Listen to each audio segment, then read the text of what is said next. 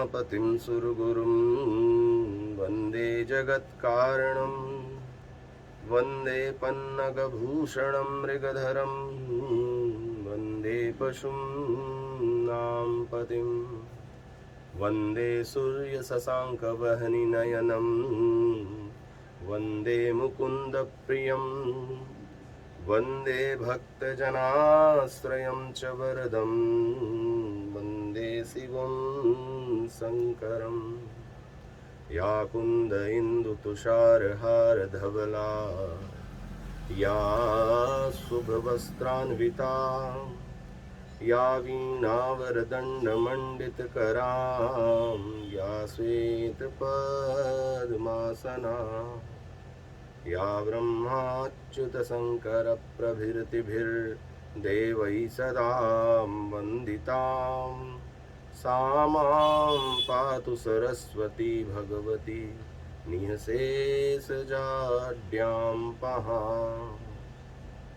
लोकाभिरामं रणरङ्गधीरं राजीवनेत्रं रघुवंशनाथं कारुण्यरूपं करुणाकरन्तं श्रीरामचन्द्रं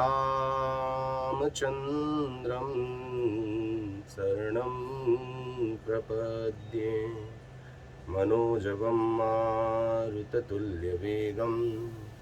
जितेन्द्रियं बुद्धिमतां वरिष्ठं वातात्मजं वानरयूतमुख्यं श्रीरामदूतं शरणं प्रपद्ये। बोलिए गणेश जी महाराज की जय, बोलिए शंकर भगवान की जय, माता सरस्वती की जय, राजा रामचंद्र भगवान की जय, बोलिए हनुमंत लला की जय।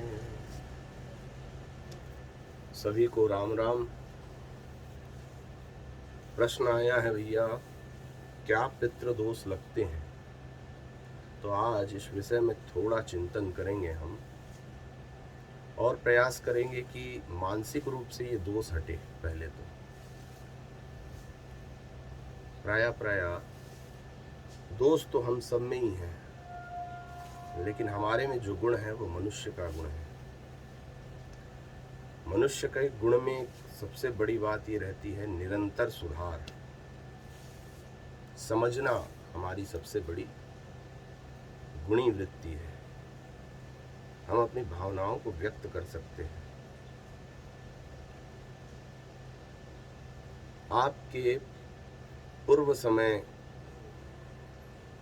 क्या होगा हमें भी नहीं पता, लेकिन हमारे जो पुराने समय पीछे अगर हम देखें, हमने बहुत सारे ऐसे कृत्य करते हैं जिससे हमें कुछ न कुछ सीखने को मिलता है। सरल शब्दों में कहूँ तो इंसान कार्य करता है, लेकिन उसकी कार्यशैली के अनुसार कुछ न कुछ उसमें दोष देखा जाता है। स्वाभाविक है, संसार में हम सबको कुछ न कुछ दोष तो है भी, लेकिन हमारा काम दोष ग्रहण करना नहीं है। हमारा कार्य है गुणों का अभिवादन कर अपने गुण को और निस्तार कर सकते हैं। यानी जो अच्छी बातें हैं उनका अनुसरण करना है। आप क्या थे ये महत्वपूर्ण, वर्तमान में क्या है ये महत्वपूर्ण है।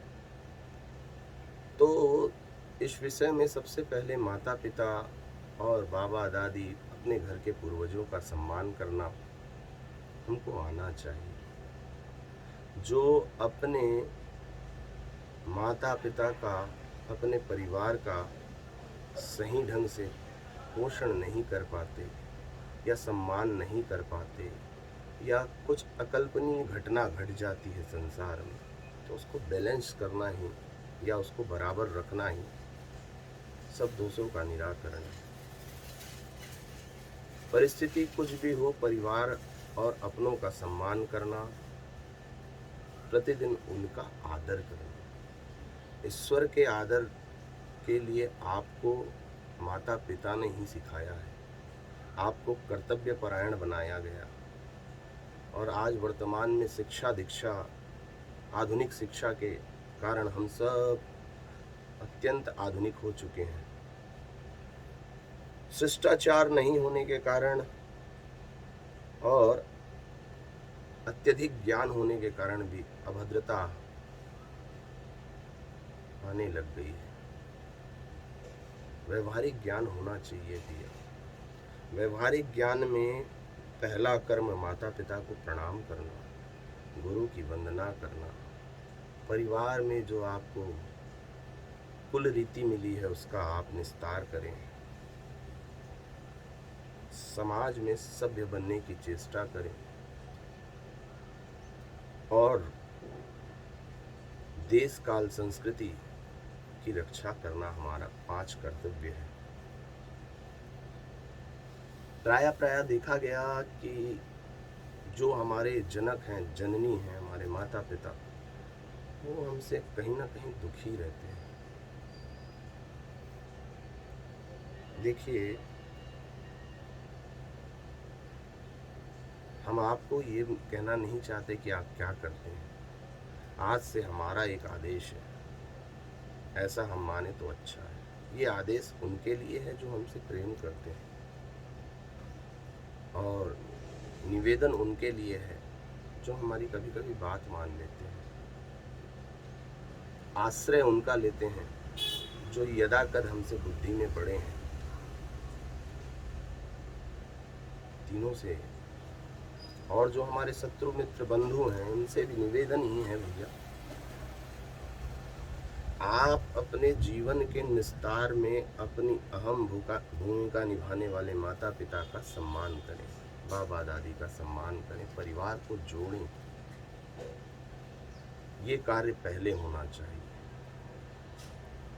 सम्माननीय बनने के लिए सम्मान देना पड़ता है। आपसे निवेदन है कि अगर कोई अच्छा कार्य करते हैं तो अपने माता पिता को आगे करें। ये हो गया आपके कर्म प्रसंग। अब इन प्रसंगों के आधार पे आगे हमको बढ़ना है, तो अपने को दैनिक कौन सा कार्य करना चाहिए जिससे पितृदोष समाप्त हो। आपको प्रतिदिन एक कच्चा घड़ा घर के ईशान पूर्व मध्य या प्रथम द्वार के पास या ब्रह्म क्षेत्र यानी घर के मध्य में एक घड़ा रखना चाहिए। उसमें जल डालकर 2 तुलसी का दल डाल दें। एक चावल की कटोरी छोटी सी प्रतिदिन रखें उसके नीचे, और प्रणाम करके वो चावल या वो अन्न, जो गेहूँ हो चाहे जो भी हो, अन्न होना चाहिए, वो प्रतिदिन निकालें। अगर गाय दिख जाए तो गाय को दे दें, या कोई ब्राह्मण या भिक्षुक आ जाए। प्रतिदिन का ये पुनीत कार्य आपके जीवन में पितृदोष को समाप्त कर देता है। बस प्रयास आपका है।